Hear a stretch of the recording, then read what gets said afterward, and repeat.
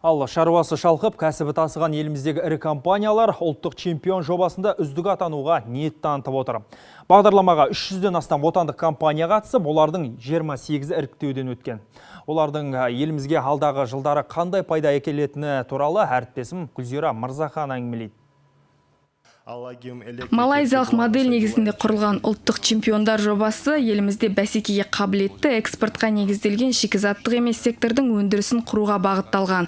Қаныш Төлеушінің айтуынша, бағдарламаға қатысатындардың арасында басымдық түсімі 2 миллиард теңгеден асатын компанияларға берілген. На сегодняшний день одобрено 16 миллиард теңгені құрайтын 8 компанияның қаржылық қолдау жобасы мақұлданды. Қазірдің өзінде іріктеуден өткен 28 компанияның жетеуін чемпион деп атауға болады. Себебі олар біздің бастамаларымызды сәтті орындаған жағдайда біз күтіп отырған нәтижелердің жартысын 2018 жылы толығымен орындайды. Халықаралық сарапшылармен бірлесіп құрылған жоба осы жылдың көктемінде іске қосылған. Бағдарламаны Бәйтерек холдингі шетелдің әйгілі McKinsey халықаралық консалтингтік компаниясымен бірлесіп әзірледі. Іріктеуден өткен компаниялардың қатарына елге танымал бірнеше отандық брендтер кірген. Біз үш салада компанияларды таңдап, оларға қолдау көрсетіп отырмыз.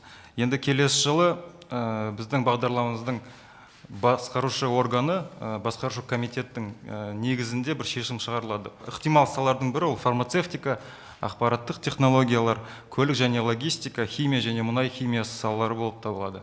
Жобаға қатысқан компаниялар алдағы жылдары елімізде бұрғылау жабдықтары, трансформаторлармен қатар автобус өндірісін іске қоспақ.